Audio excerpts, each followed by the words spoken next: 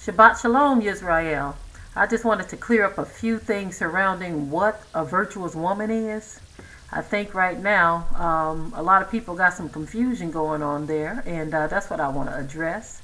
Out the gate, I want to tell you it don't mean shy, timid, quiet, and looking at the ground in the presence of a man. Okay, that ain't what a virtuous woman is. So I just wanted to say that out the gate. I want to read off a few definitions of what it does mean, just so everyone, men and women, can get a clear understanding of what a virtuous woman is and what she does. Okay, the first definition is conformity to a standard of right. I can agree with that. A particular moral excellence is another one. A beneficial quality or power of a thing. A beneficial quality or power of a thing. Number 4 says manly strength or courage. Number 5, a commendable quality or trait. Last but not least, well, actually, there's a couple more here. It says a capacity to act or carry out a task. And then it goes on to say chastity. Okay? Those are some of the definitions of what a virtuous woman is according to Webster. Now I'm going to give you the biblical examples of what a virtuous woman is. Okay?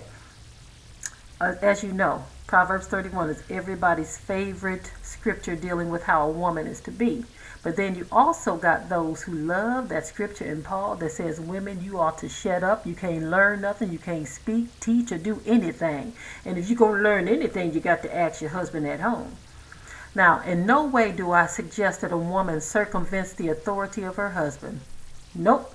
That is not what I'm trying to say here, or neither is that what I'm trying to do. I just want to clear up some things because a lot of brothers think that that's what it is.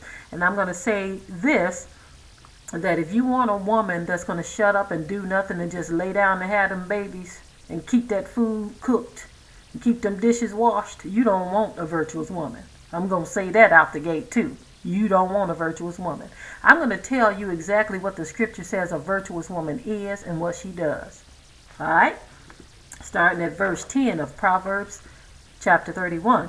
It says, who can find a virtuous woman? Let me just back it up for a minute. Who can find a virtuous woman? For her price is far above rubies. You know, that question mark kind of makes me ask this question. Is the writer trying to say that she's going to be hard to find? Ooh, I think that's what the writer's trying to say, y'all. She's going to be hard to find. Okay. The heart of her husband doth safely trust in her, so that he shall not have no need of spoil. She will do him good and not evil all the days of her life. She seeketh wool and flax, and worketh diligently with her hands. She is like the merchant's ships. She bringeth her food from afar. She ariseth also while it is yet night, and giveth meat to her household, and a portion to her maidens. She considereth a field, and buyeth it. With the fruit of her hands she planteth a vineyard. She girdeth her loins with strength, and strengthens her arms. She perceiveth that her merchandise is good. Her candle goeth out. Her candle goeth not out by night. She layeth her hands to the spindle, and her hands hold the distaff. She stretcheth out her hand to the poor, yea, she reacheth forth her hand to the needy. She is not afraid of the snow for her household, for all her household are clothed with scarlet.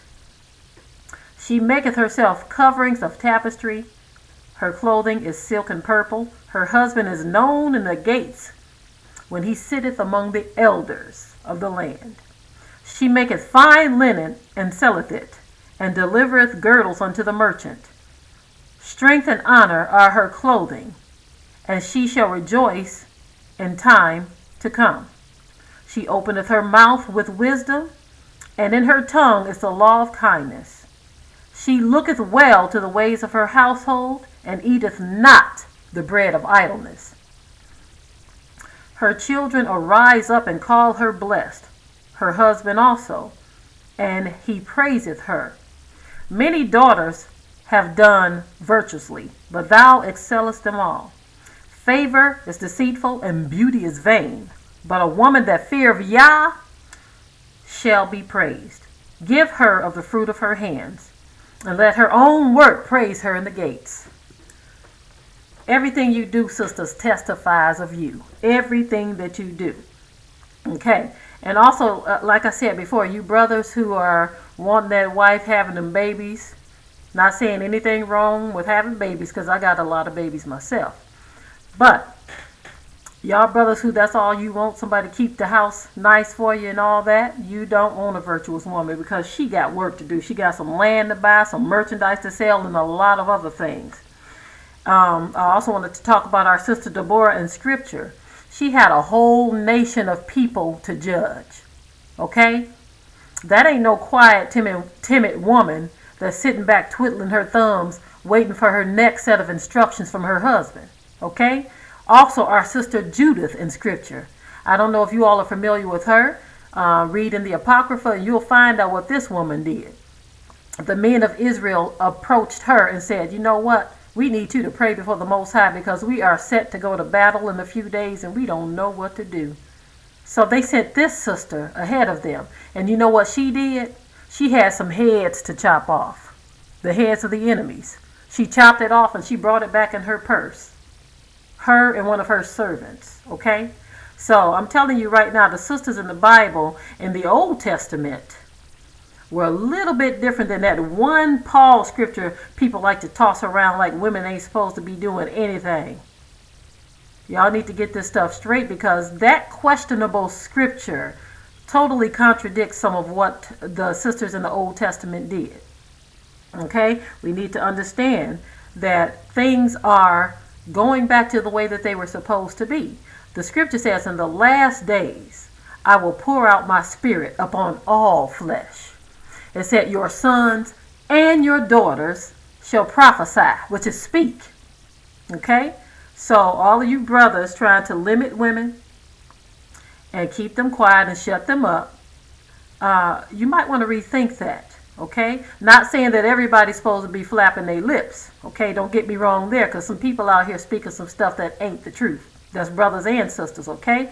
I'm going to leave you with this last word. Not every man is wise, and not every woman is simple. Shalom.